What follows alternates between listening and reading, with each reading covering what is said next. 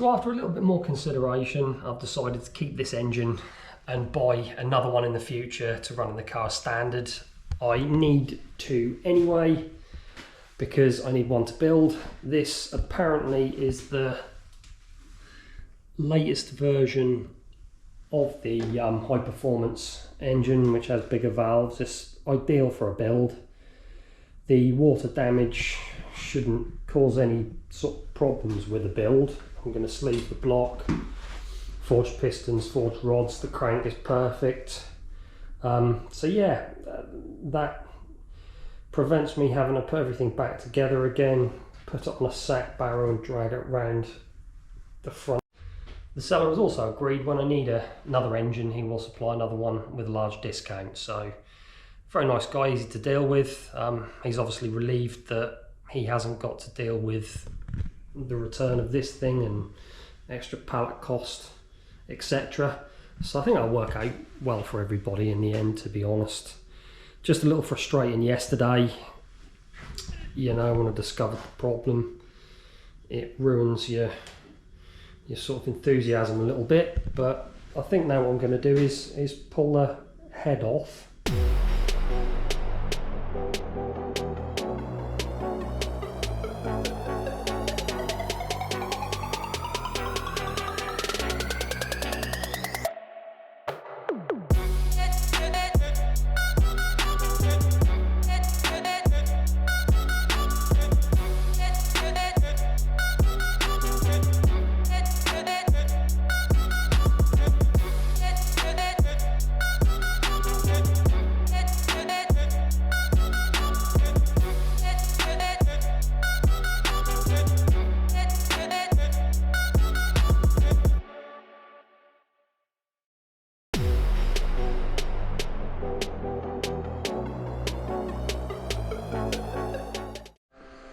So with everything stripped off this engine, it's actually tiny.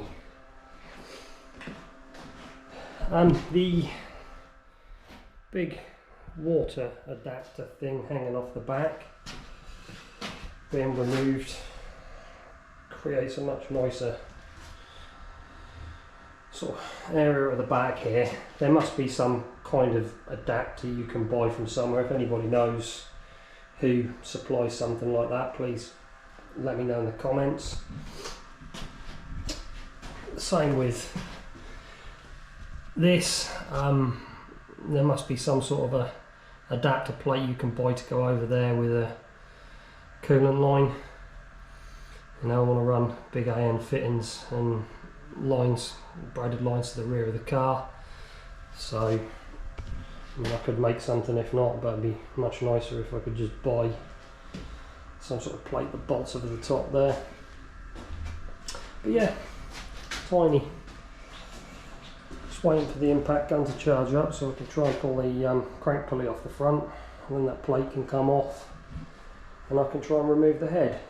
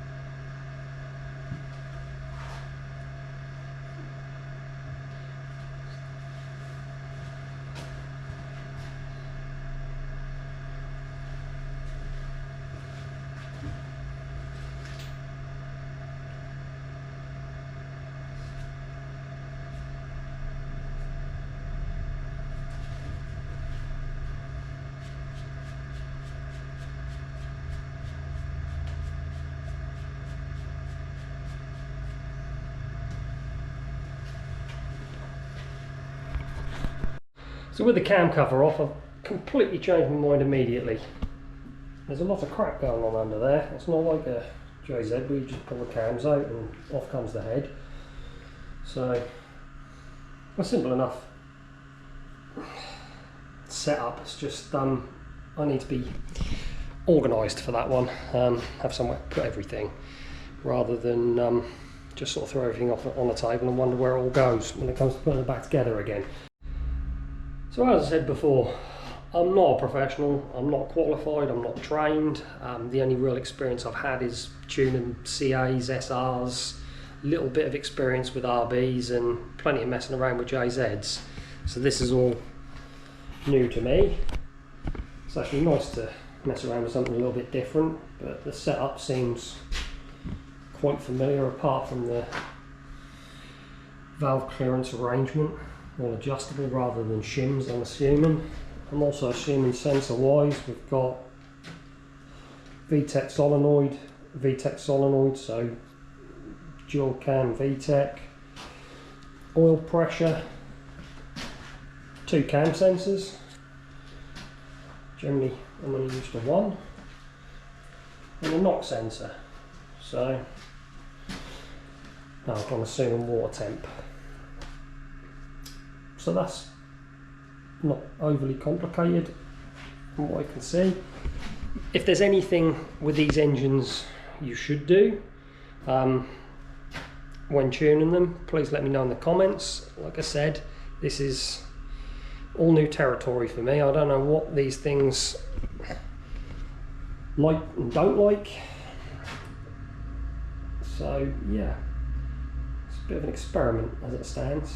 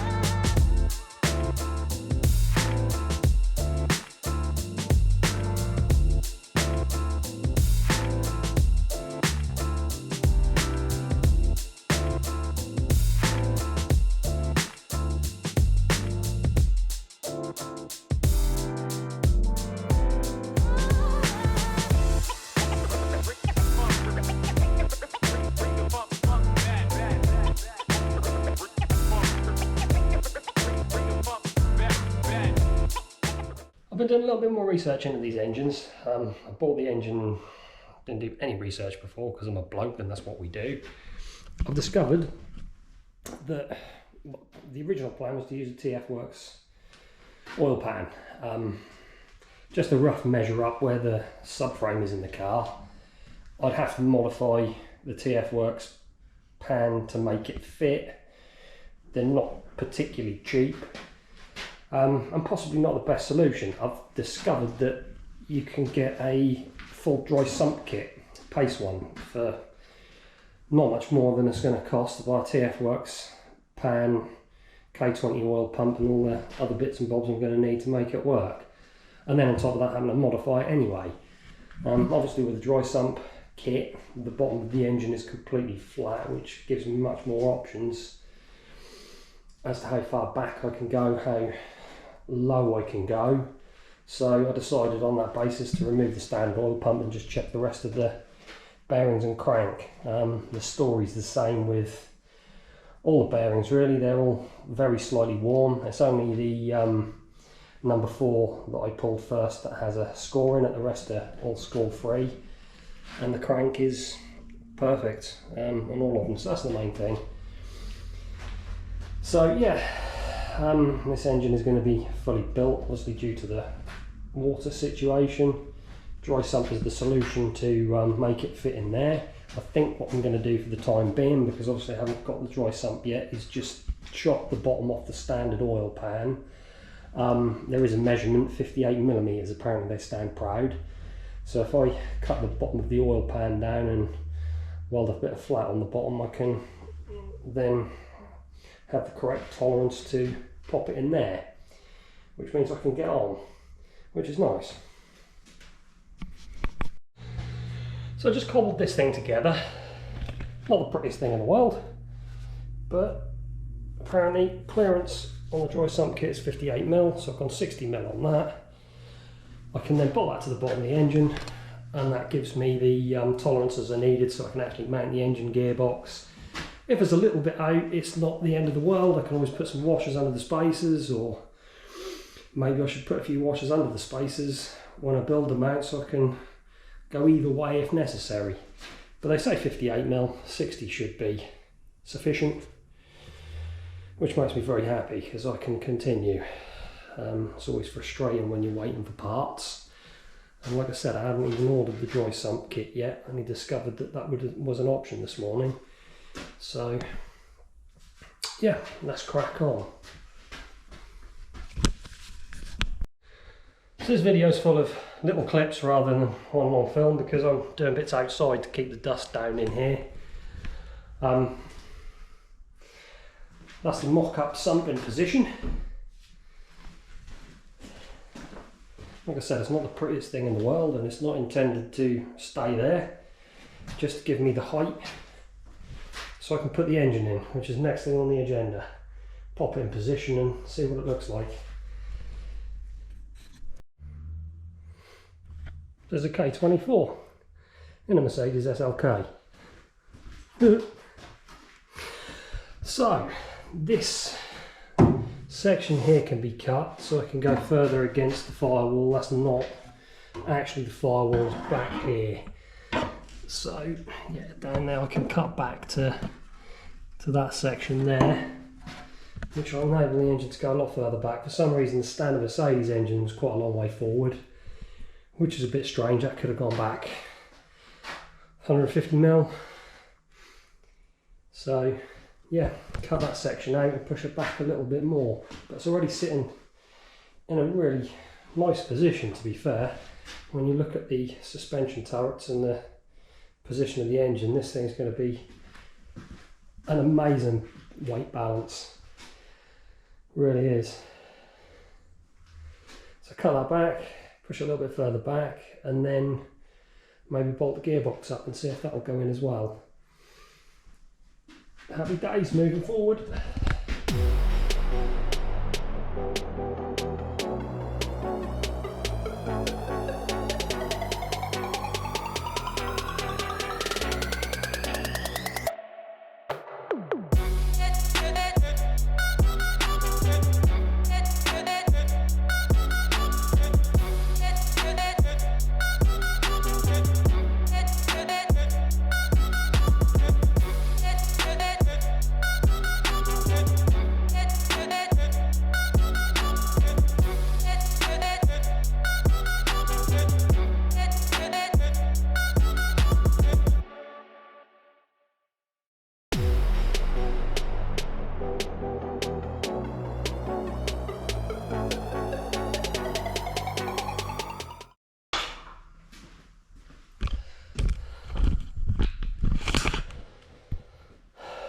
Well, that has confirmed that dry sump is absolutely the way to go.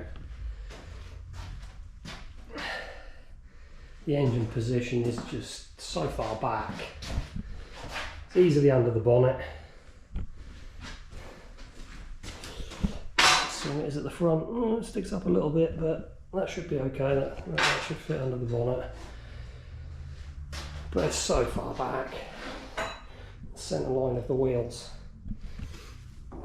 Straight.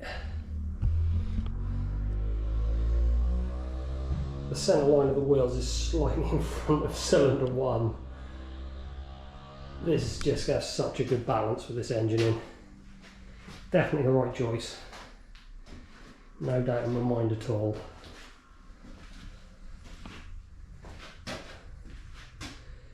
It's always a little bit concerning when you pick an engine and a chassis that have never been combined before. like the MX-5 with the 1JZ. I believe mine was the first, if not one of the first, because I couldn't find anybody that had done it previous to my attempt.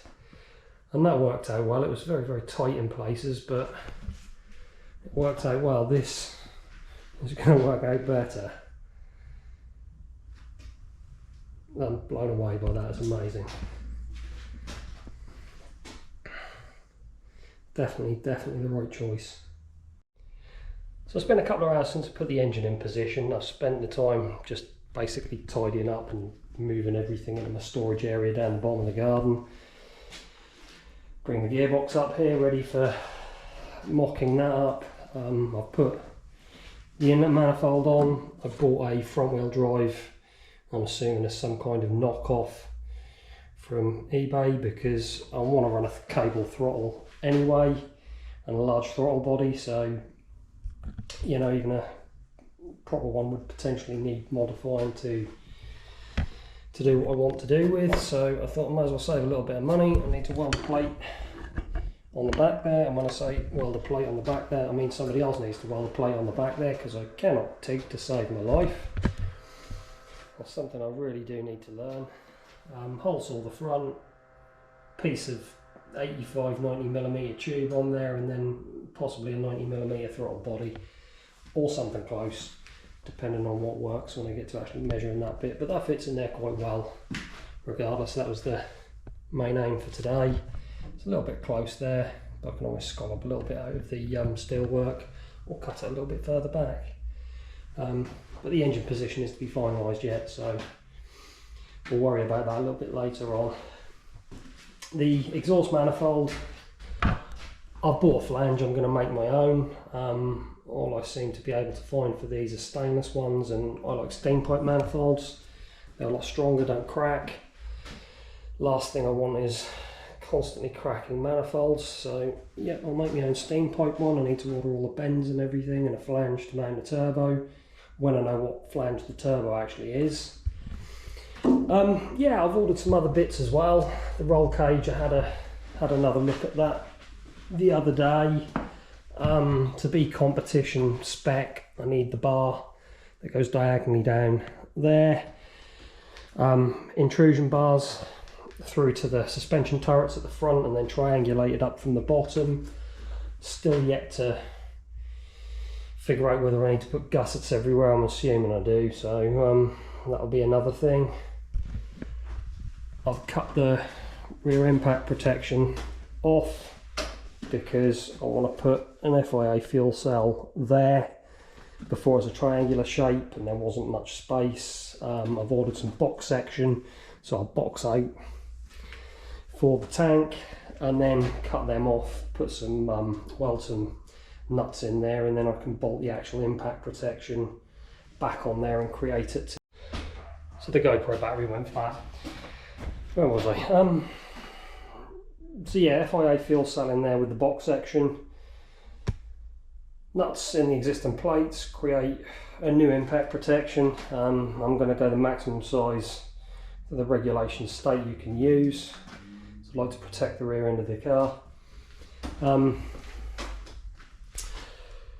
rear quarters I'm going to back mould in fiberglass, because they're flimsy, one wall tap, and they will be bent beyond repair.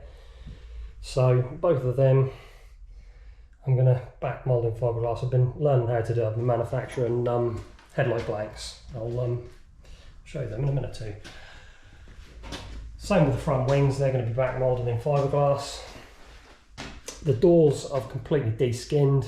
I like to keep a steel door, because if you do have impact with a fiberglass door, it can smash it to pieces and put you out of competition. With a steel door, you can always hammer it back into shape again, and as long as it shuts, you're still in comp. So yeah, I'll leave them in steel. The bonnet weighs an absolute ton. That's the biggest part I've got to try and back mould. Like I said, I've been doing fiberglass headlight blanks with stickers on, and I took a few attempts to get it right, because like I said earlier, I'm a bloke, I don't read instructions.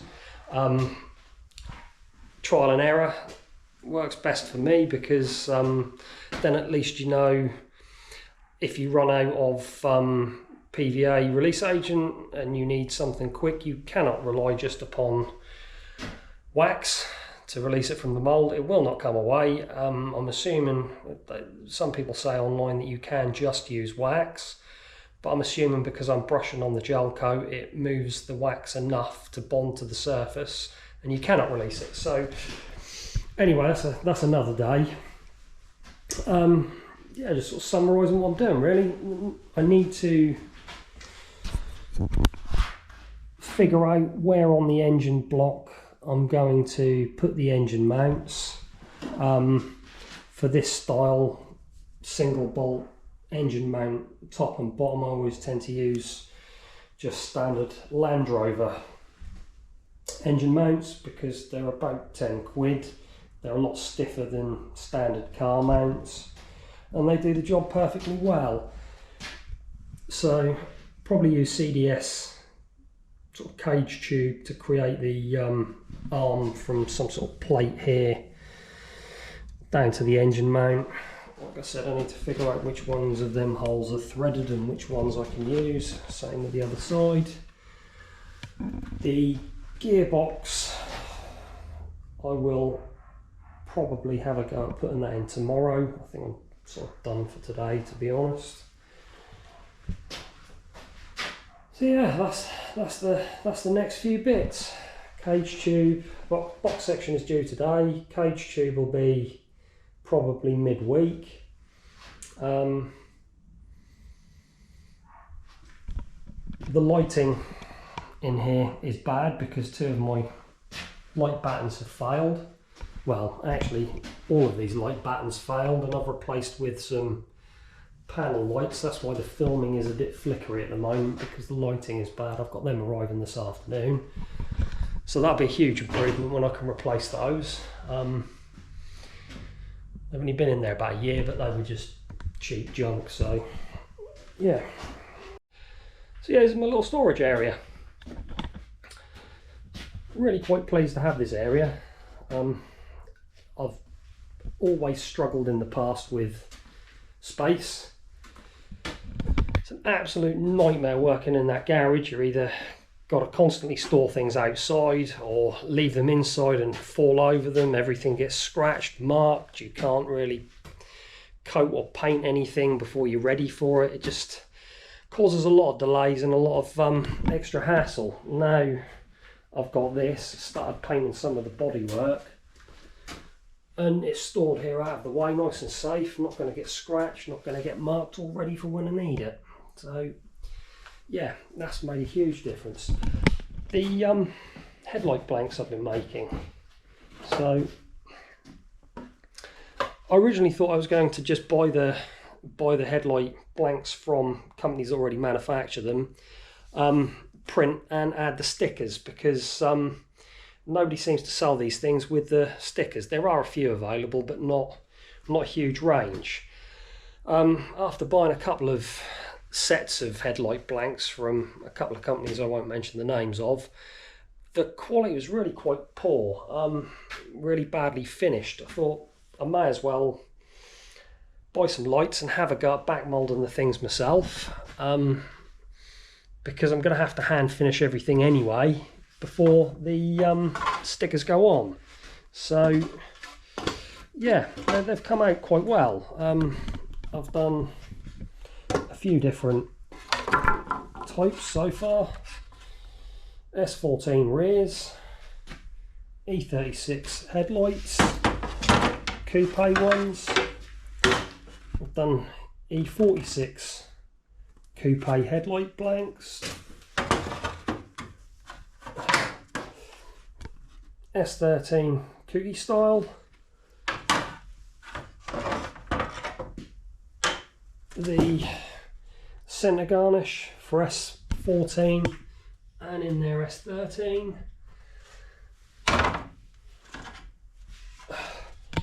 GT86 rears,